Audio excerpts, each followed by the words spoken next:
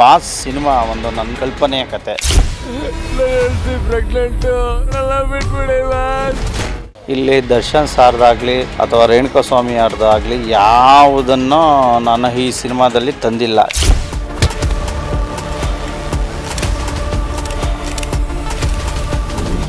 ಆ ಕ್ರೈಮ್ಗೆ ಸಂಬಂಧಪಟ್ಟಂತಹ ಸಿನಿಮಾ ಅಲ್ಲ. ದರ್ಶನ್ ಸರ್ ಅವರ ಫ್ಯಾಮಿಲಿಯವರು ಫಿಲಮ್ ಚೇಂಬರಿಗೆ ಬಂದು ಕಂಪ್ಲೇಂಟ್ ಕೊಟ್ಟಿದ್ದಾರೆ. ಅದ್ರ ಬಗ್ಗೆ ಏನು ಹೇಳ್ತೀರಾ ನೀವು? ನಮಗೆ ಅದ್ರ ಭಯನೇ ಇಲ್ಲ. ಶ್ರೀಮತಿ ಶೀಲಾ, ವೈಫ್ ಆಫ್ ಯಾರು? ನಮಸ್ಕಾರ ಸ್ನೇಹಿತರೆ, ವಿಶ್ವವಾಣಿ ಟಿವಿ ಸ್ಪೆಷಲ್ನ ಈ ಒಂದು ವಿಶೇಷ ಸಿನಿಮಾ ಸೆಗ್ಮೆಂಟಿಗೆ ಸ್ವಾಗತ. ನಾನು ಸುಜಯ್ ರಾಜ್. ಸ್ನೇಹಿತರೆ, ಮಾರ್ಚ್ 9ನೇ ತಾರೀಕು ಬಾಸ್ ಅನ್ನುವಂತಹ ಒಂದು ಕನ್ನಡ ಸಿನಿಮಾ ಟೀಸರ್ ರಿಲೀಸ್ ಆಗುತ್ತೆ. ಆ ಒಂದು ಟೀಸರ್ ರಿಲೀಸ್ ಆದ ದಿನದಿಂದ ಇವತ್ತಿನ ತನಕ ಈ ಒಂದು ಟೀಸರ್ನಲ್ಲಿ ತೋರಿಸಿರುವಂತಹ ಒಂದು ಕಥಾ ಹಂದರ ನೇರವಾಗಿ ದರ್ಶನ್ ಅವರ ಒಂದು ರೇಣುಕಾಸ್ವಾಮಿ ಕೊಲೆ ಕೇಸಿಗೆ ಸಂಬಂಧಪಟ್ಟಿದ್ದೇ ಆಗಿದೆ ಅನ್ನುವಂತಹ ಒಂದು ಔಟ್ರೇಜ್ ಸೋಷಿಯಲ್ ಮೀಡಿಯಾದಲ್ಲಿ ಎದ್ದಿದೆ. ಈ ಒಂದು ಬಾಸ್ ಸಿನಿಮಾದ ಟೀಸರ್ ವಿರುದ್ಧ ಡಿ ಬಾಸ್ ಅಭಿಮಾನಿಗಳು ಕೂಡ ಈಗ ಕೆಂಡ ಕಾರ್ತಾ ಇದ್ದಾರೆ. ದರ್ಶನ್ ಅವರ ವಕೀಲರು ಕೂಡ ಈ ಒಂದು ಸಿನಿಮಾಗೆ ಯಾವುದೇ ರೀತಿಯ ಸೆನ್ಸಾರ್ ಸರ್ಟಿಫಿಕೇಟ್ ಸಿಗಬಾರದು ಅಂತ ಮನವಿ ಮಾಡ್ಕೊಂಡಿದ್ದಾರೆ. ಸೊ ಈ ಎಲ್ಲ ವಿಷಯದ ಬಗ್ಗೆ ಮಾತಾಡಲಿಕ್ಕೆ ನಮ್ಮ ಜೊತೆಗೆ ಬಾಸ್ ಸಿನಿಮಾದ ನಿರ್ದೇಶಕ ಲವ ಅವರಿದ್ದಾರೆ. ಮಾತಾಡಿಸ್ತಾ ಹೋಗೋಣ ಬನ್ನಿ. ಸರ್, ಫಸ್ಟ್ಲಿ ಬಾಸ್ ಸಿನಿಮಾದ ಟೀಸರ್ ಸಾಕಷ್ಟು ಸದ್ದು ಮಾಡ್ತಾ ಇದೆ. ಸೋಷಿಯಲ್ ಮೀಡಿಯಾದಲ್ಲೂ ಕೂಡ ತುಂಬ ವೈರಲ್ ಆಗಿದೆ. ಮತ್ತು ಕೆಲವೊಂದು ಕಡೆ ಯಾಕೆಂದರೆ ಕೆಲವೊಂದಷ್ಟು ಅಭಿಮಾನಿಗಳು, ದರ್ಶನ್ ಸರ್ ಅವರ ಅಭಿಮಾನಿಗಳು ಡೈರೆಕ್ಟಾಗಿ ಹೇಳಬೇಕು ಅಂತಂದರೆ ಸ್ವಲ್ಪ ಇದರ ಬಗ್ಗೆ ಅಸಮಾಧಾನವನ್ನು ವ್ಯಕ್ತಪಡಿಸ್ತಾ ಇದ್ದಾರೆ. ಇದೆಲ್ಲೋ ಒಂದು ಕಡೆ ಬಾಸ್ ಮತ್ತು ರೇಣುಕಾಸ್ವಾಮಿ ಅವರ ಕೇಸ್ಗೆ ಸಂಬಂಧಪಟ್ಟ ಹಾಗೆ ಈ ಸಿನಿಮಾ ಮಾಡಿದ್ದಾರೆ ಅನ್ನುವಂಥದ್ದು ತುಂಬ ಅಂದರೆ ಕೇಳಿ ಬರ್ತಾ ಇದೆ. ಏನು ಹೇಳೋಕ್ಕೆ ಇಷ್ಟಪಡ್ತೀರಿ ಇದ್ರ ಬಗ್ಗೆ? ಸರ್ ನಮಸ್ತೆ, ನಾನು ಲವ ಅಂತ ಹೇಳಿ ನಿರ್ದೇಶಕ ಮಾತಾಡೋದು, ಬಾಸ್ ಸಿನಿಮಾದ ನಿರ್ದೇಶಕ. ಈ ಬಾಸ್ ಸಿನಿಮಾ ಒಂದು ನನ್ನ ಕಲ್ಪನೆಯ ಕತೆ. ಯಾವುದೇ ಒಂದು ರಿಯಲ್ ಸ್ಟೋರಿಯನ್ನು ತಗೊಂಡು ನಾನು ಈ ಸಿನಿಮಾ ಮಾಡಿಲ್ಲ. ಸೊ ಸಮಾಜದಲ್ಲಿ ದಿನನಿತ್ಯ ನಡೆಯುವ ಕ್ರೈಮ್ಗಳನ್ನ, ಹೆಳೆಗಳನ್ನ ತೊಗೊಂಡು ನನ್ನ ಕಲ್ಪನೆಗೆ ಆಧಾರವಾಗಿ ಇಟ್ಕೊಂಡು ಈ ಸಿನಿಮಾನ ಮಾಡಿದ್ದೇನೆ. ಇಲ್ಲಿ ದರ್ಶನ್ ಸಾರ್ದಾಗಲಿ ಅಥವಾ ರೇಣುಕಾಸ್ವಾಮಿ ಅವ್ರದ್ದಾಗಲಿ ಯಾವುದನ್ನು ನಾನು ಈ ಸಿನಿಮಾದಲ್ಲಿ ತಂದಿಲ್ಲ. ಇದು ಕೇವಲ ನನ್ನ ಕಲ್ಪನೆಯ ಮೇಲೆ, ನನ್ನ ಫಿಕ್ಷನ್ ಮೇಲೆ ಸೊ ಶೂಟ್ ಮಾಡಿರುವಂಥ ಸಿನಿಮಾ ಸರ್. ಸರ್, ಮೂಲತಃ ನೀವು ಲಾಯರ್ ಕೂಡ ಹೌದು. ಸೊ ಹಾಗಾಗಿ ಕೆಲವೊಂದಷ್ಟು ವಿಷಯಗಳಿಗೆ ತುಂಬ ಬಿಫಿಟ್ಟಿಂಗ್ ಉತ್ತರಗಳನ್ನು ಕೊಡ್ತಾ ಇದ್ದೀರಾ. ಬಟ್ ಎಲ್ಲೋ ಒಂದು ಕಡೆ ನಮಗೆ ಸೀನ್ಸು ಮತ್ತು ಆ ಹೆಸರುಗಳು, ಪಾಳ್ಯ, ಮೋರಿ ಹತ್ರ ಇರೋ ಪಾಳ್ಯ ಅಂತ ಇರ್ಬೋದು, ಮತ್ತು ಲಕ್ಷ್ಮಿ ಅಂತ ಹೆಸರಿಟ್ಟಿರೋದು, ಮತ್ತು ಶೀಲಾ ಗೌಡ ಅಂತ ಹೆಸರಿಟ್ಟಿರೋದು, ಇದೆಲ್ಲ ನೋಡುವಾಗ ಆಲ್ಮೋಸ್ಟ್ ಸಾಮ್ಯತೆ ಇದೆಯಲ್ಲ ದರ್ಶನ್ ಸರ್ ಅವರ ಕೇಸಿಗೆ ಅಂತಲೇ ಅನ್ನಿಸ್ತಾ ಇದೆ ಆ್ಯಕ್ಚುಲಿ. ಸೊ ಅದ್ರ ಬಗ್ಗೆ ಏನು ಹೇಳ್ತೀರಾ ನೀವು? ಏನು ಜಸ್ಟಿಫಿಕೇಶನ್ ಕೊಡ್ತೀರಾ ಅದಕ್ಕೆ ಅಂತ? ಆ ಥರ ಏನಿಲ್ಲ. ಬಟ್ ಇಲ್ಲಿ ಏನಂದರೆ ಈಗ ನಾವು ಒಂದು ಕಮರ್ಷಿಯಲ್ ಆಸ್ಪೆಕ್ಟ್ ಇಟ್ಕೊಂಡೆ ಸಿನಿಮಾಗಳನ್ನ ಶೂಟ್ ಮಾಡಿದಾಗ ಕೆಲವೊಂದು ಘಟನೆಗಳು ಕೋಇನ್ಸಿಡೆಂಟಲ್ಲಿ ಕಂಪ್ಯಾರಿಸಮ್ ಆಗುತ್ತೆ. ಆಗ ಕೆಲವರು ಏನು ಹೇಳ್ತಾರೆ, ಇವು ಅಲ್ಲಿಗೆ ಸಂಬಂಧಪಟ್ಟಿದೆ ಅಂತ ಹೇಳ್ತಾರೆ. ನಾನು ಸ್ಪಷ್ಟವಾಗಿ ಹೇಳ್ತೀನಿ, ಏನು ಕ್ರೈಮ್ ನಂಬರ್ 250/2024 ಇದೆ, ಆ ಕ್ರೈಮ್ಗೆ ಸಂಬಂಧಪಟ್ಟಂತಹ ಸಿನಿಮಾ ಅಲ್ಲ ಅಂತ ನಾನು ಸ್ಪಷ್ಟವಾಗಿ ಹೇಳ್ತೇನೆ. ಸರ್, ಇನ್ನು ಆ್ಯಕ್ಚುಲಿ ಇವಾಗ ಈ ಒಂದು ಬಾಸ್ ಟೀಸರ್ ರಿಲೀಸ್ ಆದ ನಂತರ ದರ್ಶನ್ ಸರ್ ಅವರ ಫ್ಯಾಮಿಲಿಯವರು ಅಂದರೆ ಫಿಲಮ್ ಚೇಂಬರಿಗೆ ಬಂದು ಕಂಪ್ಲೇಂಟ್ ಕೊಟ್ಟಿದ್ದಾರೆ ಅನ್ನೋ ಥರದ್ದೆಲ್ಲ ಒಂದು ಅಂದರೆ ಅನಧಿಕೃತ ಮಾಹಿತಿ ಇದೆ ಆ್ಯಕ್ಚುಲಿ. ಅಂದರೆ ಈ ಒಂದು ಸೆನ್ಸಾರ್ ಮಂಡಳಿಗೂ ಕೂಡ ಅವರು ಕಂಪ್ಲೇಂಟ್ ಮಾಡಿದ್ದಾರೆ. ಆ ಥರದ್ದೆಲ್ಲ ಒಂದು ಮಾಹಿತಿ ಇದೆ. ಅದ್ರ ಬಗ್ಗೆ ಏನು ಹೇಳ್ತೀರಾ ನೀವು? ಡೆಫಿನೆಟ್ಲಿ CBFC ಸೆಂಟ್ರಲ್ ಸೆನ್ಸಾರ್ ಮಂಡಳಿಗೂ ಕೂಡ ಬಾಸ್ ಅಂದರೆ ದರ್ಶನ್ ಸರ್ ಅವರ ವಕೀಲರು ನೋಟಿಸ್ ಕೊಟ್ಟಿದ್ದರು, ಈ ಸಿನಿಮಾಕ್ಕೆ ಯಾವುದೇ ರೀತಿಯಾದ ಸರ್ಟಿಫಿಕೇಟ್ ಕೊಡಬೇಡಿ ಅಂತ. ಮತ್ತು ಕರ್ನಾಟಕ ಚಲನಚಿತ್ರ ವಾಣಿಜ್ಯ ಮಂಡಳಿ ಫಿಲಮ್ ಚೇಂಬರ್ಗೂ ಕೊಟ್ಟಿದ್ದರಂತೆ, ನೋಟಿಸ್ ಕೊಟ್ಟಿದ್ದಾರಂತೆ, ಈ ಸಿನಿಮಾಗೆ ಸಂಬಂಧಪಟ್ಟ ದಾಖಲಾತಿಗಳು ಕೊಡಿ ಅಂತ. ಏನೇನೋ ಅವ್ರು ಕೊಡಲಿ, ಅವ್ರ ಡ್ಯೂಟಿ ಅವ್ರು ಮಾಡಲಿ, ನಮ್ಮ ಕರ್ತವ್ಯ, ನಮ್ಮ ಡ್ಯೂಟಿ ನಾವು ಮಾಡ್ತೇವೆ. ನಾವು ಸ್ಪಷ್ಟವಾಗಿ ಅವ್ರಿಗೆ ತಮ್ಮ ವಿಶ್ವವಾಣಿ ವಾಹಿನಿ ಮೂಲಕ ಮತ್ತೊಮ್ಮೆ ಮನವಿ ಮಾಡಿಕೊಳ್ತೀವಿ, ಇದು ದರ್ಶನ್ ಸರ್ ಇನ್ಸಿಡೆಂಟ್ಗೆ ಸಂಬಂಧಪಟ್ಟ ಸಿನಿಮಾ ಅಲ್ಲ, ಇದು ನನ್ನ ಕಲ್ಪನೆಯ ಸಿನಿಮಾ ಅಂತ ನಾನು ಹೇಳ್ತೇನೆ. ಸರ್, ಕಲ್ಪನೆಯ ಸಿನಿಮಾ ಹೌದು, ಮತ್ತು ಸಾಕಷ್ಟು ಬೇರೆ ಬೇರೆ ಇನ್ಸಿಡೆಂಟ್ಸ್ಗಳಿಂದ ನೀವು ಪ್ರೇರಿತರಾಗಿ ಈ ಸಿನಿಮಾ ಮಾಡಿದ್ದೀರಾ ಅಂತ ಹೇಳ್ತಾ ಇದ್ದೀರಾ. ಹಾಗಾದರೆ ಈಗ ದರ್ಶನ್ ಪರ ವಕೀಲರು ಯಾಕೆ ಈ ರೀತಿ, ಯಾಕಂದರೆ ಯಾವುದೇ ರೀತಿಯ ಒಂದು ಸೆನ್ಸಾರ್ ಕೊಡಬಾರ್ದು ಈ ಸಿನಿಮಾಗೆ ಅಂತ ಅವ್ರು ಯಾಕೆ ಆ ಥರ ಅಂದ್ಕೊಂಡ್ರು? ಬಿಕಾಸ್ ಈಗ ನಮಗೂ ಕೂಡ ನೋಡುವಾಗೆಲ್ಲ ಅದಕ್ಕೆ ಸಖತ್ತು ಸಾಮ್ಯತೆ ಇದೆಯಲ್ಲ ಈ ಒಂದು ಕೇಸ್ಗೆ ಅಂತ ಅನಿಸಿರೋದಕ್ಕೇ ಬಹುಶಃ ಅವ್ರು ಮಾಡಿರ್ತಾರೆ. ಸೊ ಇಷ್ಟೊಂದು ರಿಸ್ಕ್ ಅವಶ್ಯಕತೆ ಇತ್ತ? ಬಿಕಾಸ್ ಈಗ ದರ್ಶನ್ ಸರ್ ಅವರ ಅಭಿಮಾನಿಗಳು ಕೂಡ ನೀವು ನೋಡಿರ್ಬೋದು ಯಾವ ರೀತಿ ಒಂದು ಔಟ್ರೇಜ್ ಎದ್ದಿದೆ ಸೋಷಿಯಲ್ ಮೀಡಿಯಾದಲ್ಲಿ ಅಂತ. ಏನೋ ಈ ಕಥೆನ ತಗೊಂಡು ಮಾಡೋ ಅವಶ್ಯಕತೆ ಇತ್ತ ಅನ್ನೋ ಥರದ್ದೆಲ್ಲ ಸಾಕಷ್ಟು ಮಾತುಗಳು ಕೇಳಿ ಬರ್ತಾ ಇದೆ. ಏನು ಹೇಳ್ತೀರಾ? ಡೆಫಿನೆಟ್ಲಿ ನಾನು ಹೇಳ್ತಾ ಇದ್ದೀನಿ ಕೇಳಿ. ಈಗ ಸಾಂಗ್ಸ್ ನೋಡಿದ್ರೆ, ಈಗ ಇವತ್ತು ಲಿರಿಕಲ್ ವಿಡಿಯೋ ಲಾಂಚ್ ಮಾಡಿದ್ದೇವೆ, ಅದರಲ್ಲಿ ಸ್ಪಷ್ಟವಾಗಿ ಗೊತ್ತಾಗುತ್ತೆ ನಿಮಗೆ. ಅದರಲ್ಲಿ ಕೆಲವೊಂದು ಘಟನೆಗಳು ಒಂದು ಕ್ರೈಮ್ ಬಗ್ಗೆ ಇದೆ, ಕೆಲವು ಘಟನೆಗಳು ಪೊಲಿಟಿಷಿಯನ್ ಬಗ್ಗೆ ಇದೆ, ಕೆಲವು ಘಟನೆಗಳು ಒಂದು ಸೆಲೆಬ್ರಿಟಿ ಬಗ್ಗೆ ಇದೆ. ಹಾಗಾಗಿ ಈ ಎಲ್ಲ ಘಟನೆಗಳು ನಾವು ಕಂಪ್ಯಾರಿಸನ್ ಮಾಡಿದಾಗ ಕ್ರೈಮ್ ನಂಬರ್ 250/2024 ಏನಿದೆ ಆ ಘಟನೆಗೆ ಸಂಬಂಧಪಟ್ಟ ಸಿನಿಮಾ ಅಲ್ಲ ಇದು. ನನ್ನ ಕಲ್ಪನೆಯ ಆಧಾರಿತ ಸಿನಿಮಾ. ಸಮಾಜದಲ್ಲಿ ಅನೇಕ ಘಟನೆಗಳು, ಕ್ರೈಮ್ಗಳು ನಡೆಯುತ್ತವೆ. ಆ ಕ್ರೈಮ್ಗಳನ್ನ ಇಟ್ಕೊಂಡು ಒಬ್ಬ ಏನು ಸಿನಿ ಪ್ರಿಯರಿದ್ದಾರೆ ಅವ್ರನ್ನ ರಂಜಿಸೋಕ್ಕೆ ಮಾಡಿದಂಥ ಒಂದು ಸಿನಿಮಾ ಅಂತ ನಾನು ಹೇಳೋಕ್ಕೆ ಇಚ್ಛೆಪಡ್ತೇನೆ ಸರ್. ಈಗ ಸೆನ್ಸಾರ್ ಮಂಡಳಿಯಿಂದ UA ಸರ್ಟಿಫಿಕೇಟ್ ಸಿಕ್ಕಿದೆ. ಸೊ ಏನೆಲ್ಲ ಕಟ್ಸ್, ಯಾಕೆಂದರೆ ಅವರು ಮೆನ್ಷನ್ ಮಾಡಬೇಕು ಅಂತ, ಹೆಂಗೆ UA ಸರ್ಟಿಫಿಕೇಟ್ ಈ ಒಂದು ಸಿನಿಮಾಗೆ ಸಿಕ್ತು? ಇಲ್ಲ, ಅವ್ರು ನೋಡಿದ್ರು ಒಂದು 2.5 ಗಂಟೆ ಕಾಲ ನಮಗೂ ಅವ್ರಿಗೂ ಡಿಬೇಟ್ ಆಯಿತು.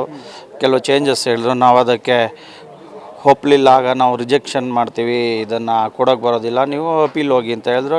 ನಾವು ಅವ್ರು ಹೇಳಿದ್ದಕ್ಕೆ ಕೆಲವಕ್ಕೆ ಎಸ್ ಅಂತ ಹೇಳಿ ಕೊನೆಗೆ ಕೆಲವು ವಿಷಯಗಳನ್ನು ಅವ್ರಿಗೆ ಮನವರಿಕೆ ಮಾಡ್ದೋ. ಸೊ ಆವಾಗ ಅವರು ಕನ್ವಿನ್ಸ್ ಆದರು. ಏನು ನಿಯಮಾನುಸಾರ ಇದೆ ಅದ್ರ ಪ್ರಕಾರ ಸೆನ್ಸಾರ್ ಆಫೀಸರು ಇಶ್ಯೂ ಮಾಡಿದ್ದಾರೆ. U/A ಆಗಿದೆ. ಕೆಲವು ಅಡೆತಡೆಗಳು ಉಂಟು ಮಾಡಿದ್ರು. ಸೊ ಏನು ಕಾನೂನು ಪ್ರಕಾರ ಅವ್ರು ಏನು ಕೊಡಬೇಕು ಸೆನ್ಸಾರ್ ಆಫೀಸರು ಎಫಿಷಿಯೆಂಟಾಗಿ ಸರ್ಟಿಫಿಕೇಟ್ ಇಶ್ಯೂ ಮಾಡಿಕೊಟ್ಟಿದ್ದಾರೆ ನಮಗೆ.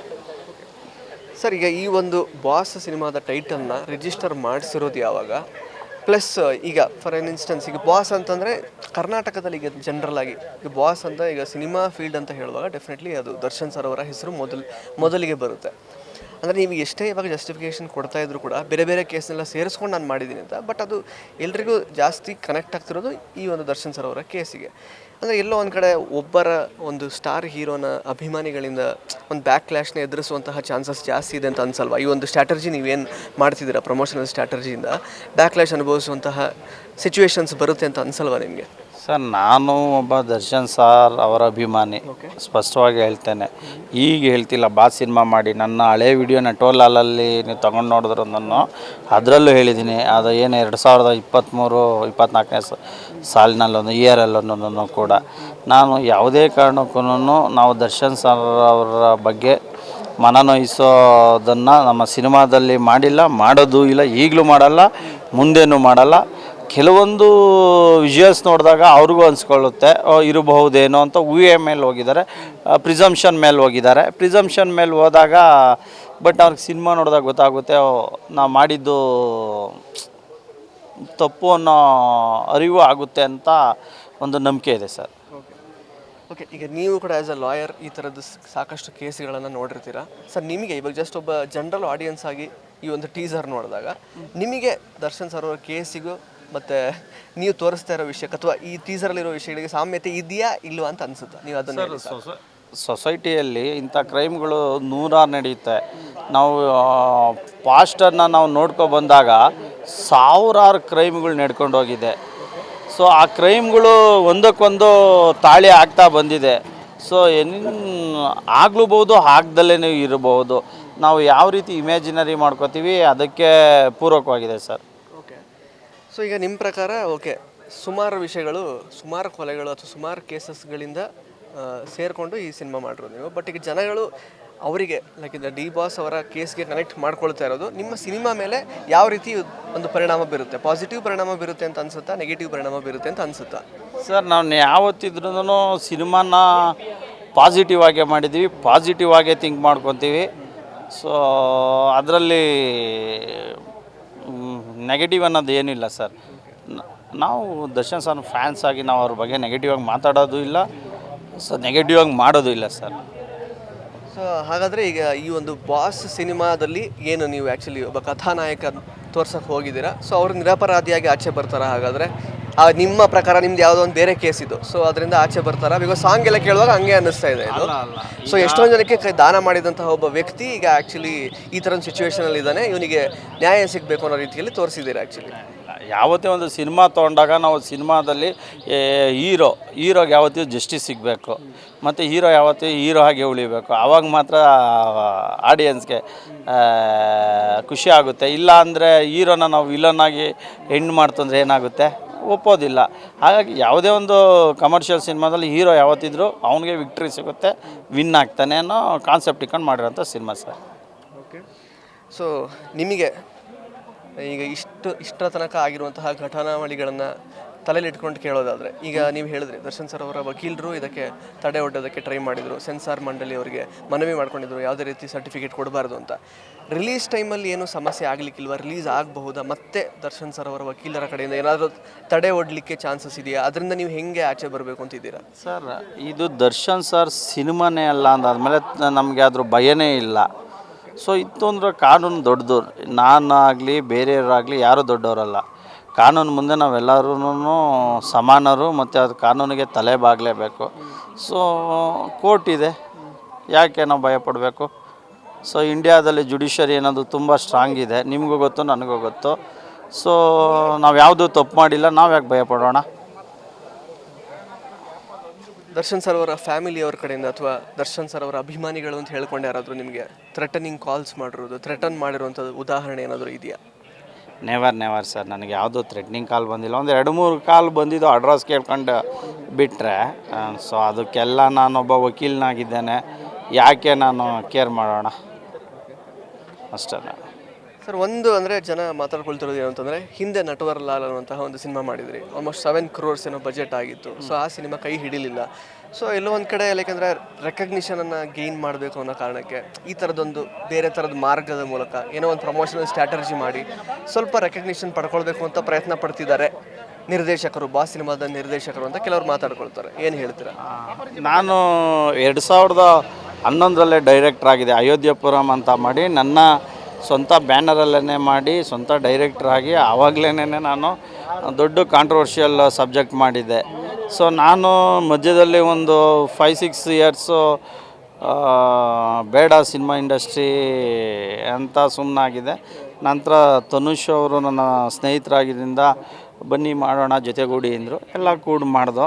ನಮಗೆ ಈ ಕಾಂಟ್ರವರ್ಷಿಯಲ್ ಇದಕ್ಕಿಂತ 100 ಕೇಸ್ಗಳು ನಮಗೆ ಕಾಂಟ್ರವರ್ಷಿಯಲ್ ಕೇಸ್ ಇದೆ. ಮಾಡಬೇಕು ಅಂದರೆ ಮಾಡ್ಬೋದು. ಬಟ್ ನನ್ನ ಅಭಿರುಚಿ ಏನಪ್ಪ ಅಂದರೆ, ಏನು ಸಮಾಜದಲ್ಲಿ ನಡೆಯುವಂಥ ಕಂಟೆಂಟ್ ಇಂಕೊಂಡು ಮಾಡೋ ಅಂಥದ್ದು. ನಾನು ಅದರಲ್ಲಿ ಹೋಲ್ಡಿಂಗ್ ಇದ್ದೀನಿ, ನಾನು ದಿನ ಅದನ್ನು ಸ್ಟಡಿ ಮಾಡ್ತೀನಿ. ಹಾಗಾಗಿ ಇಲ್ಲ ಅಂದರೆ ನನಗೆ ಬೇರೆ ಸಬ್ಜೆಕ್ಟಲ್ಲಿ ಹೋಲ್ಡಿಂಗ್ ಇಲ್ಲ. ಸೊ ನನಗೆ ಒಂದು ಲವ್ ಸಿನಿಮಾ ಮಾಡಿ ಅಂದರೆ ಅದನ್ನು ನಾನು ಬೇರೆ ರೀತಿ ತೋರಿಸ್ತೇನೆ. ನಾನಿರೋದು ನನಗೆ ಒಂದು ಮಾಸ್ ಜಾನರು ಮತ್ತು ಕ್ರೈಮಲ್ಲಿ ನನಗೆ ಹೋಲ್ಡಿಂಗ್ ಇದೆ ನನಗೆ ವೈಯಕ್ತಿಕವಾಗಿ. ಹಾಗಾಗಿ ನಾನು ಈ ಸಬ್ಜೆಕ್ಟನ್ನು ಮಾಡ್ತೇನೆ.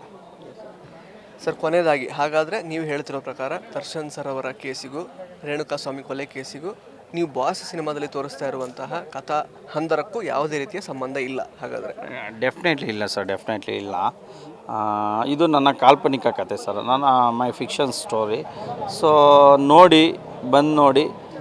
ಬಟ್ ಅಲ್ಲೊಂದು ಇಲ್ಲೊಂದು ಮ್ಯಾಚ್ ಆಯ್ತವೆ ಕೆಲವು ವ್ಯಕ್ತಿಗಳ ವಿಚಾರವಾಗಿ ಕ್ರೈಮ್ಗೆ. ಅದು ಕಾಕತಾಳೀಯ ಅಷ್ಟೇ sir. Yes, thank you so much ಲವ್ ಅವರೇ. ಬಾಸ್ ಸಿನಿಮಾಗೆ ಒಳ್ಳೆಯದಾಗಲಿ. ಸೊ ಯಾವಾಗ ರಿಲೀಸ್ ಪ್ಲ್ಯಾನ್ಸ್ ಎಲ್ಲ ಹೇಗೆ? ನೋಡೋಣ, ಡಿಸೈಡ್ ಮಾಡ್ತೇವೆ. ಏಪ್ರಿಲ್ ಆರ್ ಮೇಲ್ ಮಾಡ್ತೇವೆ sir. Thank you so much Vishwavani TV special ಜೊತೆ ಮಾತಾಡಿದ್ದಕ್ಕೆ. ಒಳ್ಳೆಯದಾಗಲಿ. ಸೊ ಸ್ನೇಹಿತರೆ, ಇದಾಗಿತ್ತು ಬಾಸ್ ಸಿನಿಮಾದ ನಿರ್ದೇಶಕ ಲವ ಅವರ ಮಾತುಗಳು. ಮತ್ತೆ ಭೇಟಿ ಆಗ್ತಾ ಇರೋಣ. ಧನ್ಯವಾದ. ಇಂಟ್ರೆಸ್ಟಿಂಗ್ ಮತ್ತು ಇನ್ಫಾರ್ಮೇಟಿವ್ ವಿಡಿಯೋಗಳನ್ನು ಮಿಸ್ ಮಾಡ್ಕೋಬೇಡಿ. ಈಗಲೇ ಸಬ್ಸ್ಕ್ರೈಬ್ ಮಾಡಿ.